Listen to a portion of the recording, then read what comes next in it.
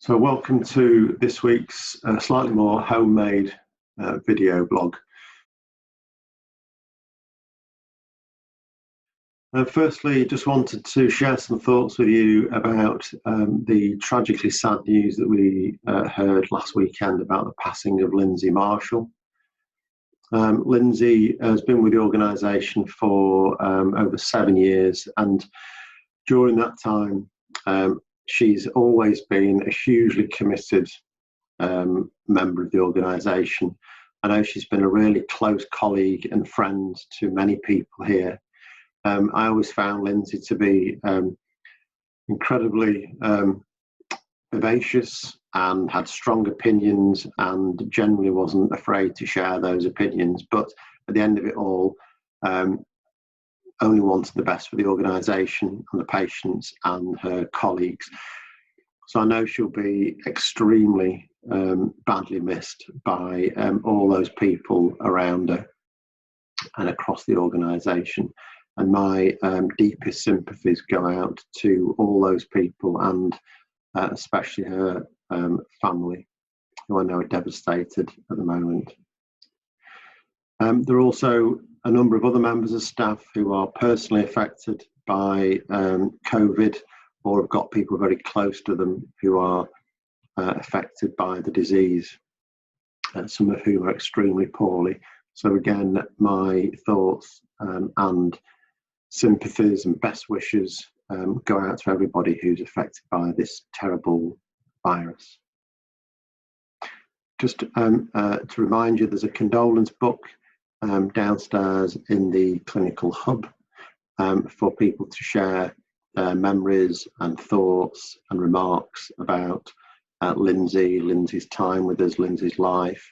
I know the family are very keen to receive a tangible record of people's memories of Lindsay. So if you're able to share a few thoughts, maybe some photographs, I know that'd be really appreciated by Lindsay's family, and that'll be available from this weekend onwards.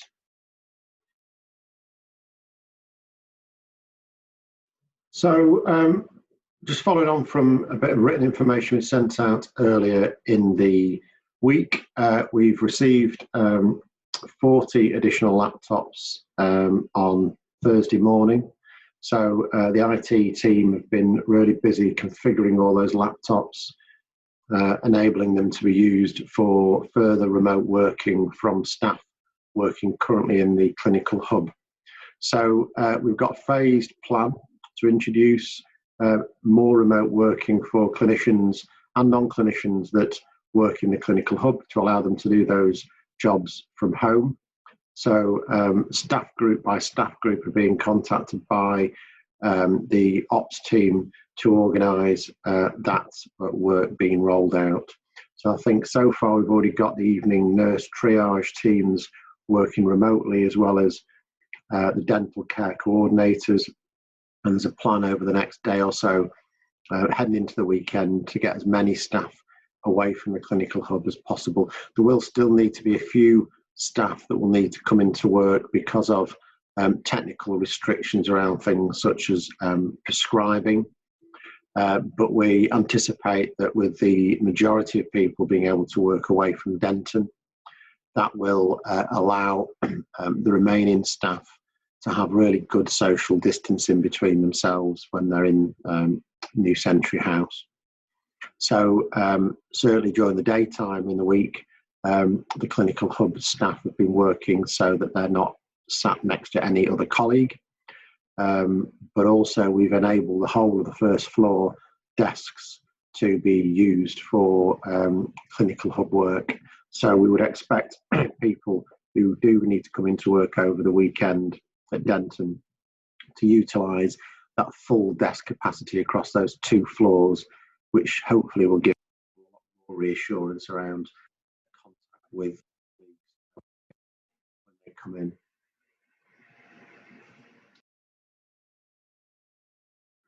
The final update in this week's video blog is just an update on arrangements for staff testing. So increasingly, as the virus is spreading, despite all the measures that have been taken across the country actually, and also within the organisation. We know that more staff are becoming symptomatic, and also people in staff households are also becoming symptomatic, which is resulting in the need for some self-isolation.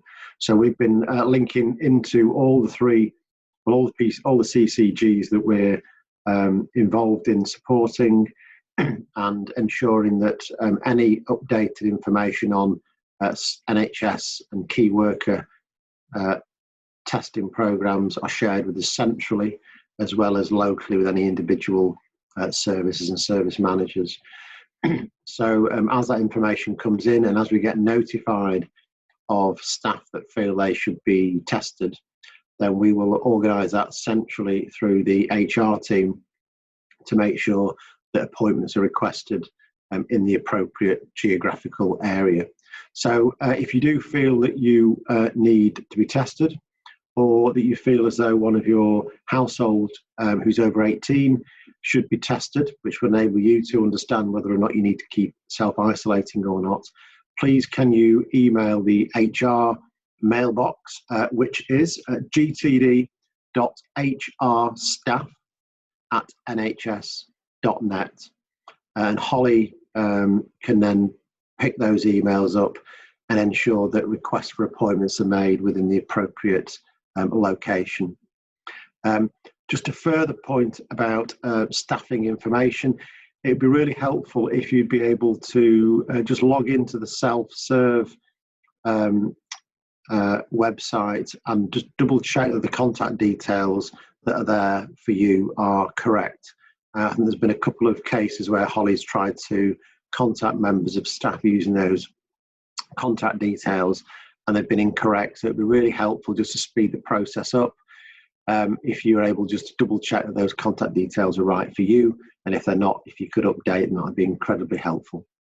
So that's it for this week. I'll do another video blog next week. I really hope that everybody's keeping as well as you possibly can be. Please keep safe, keep your families safe, look after yourselves, and I'll be in contact again next week. In the meantime, there'll be some further email updates coming out from Anna and the communications team, so keep your eyes peeled for those, but take care.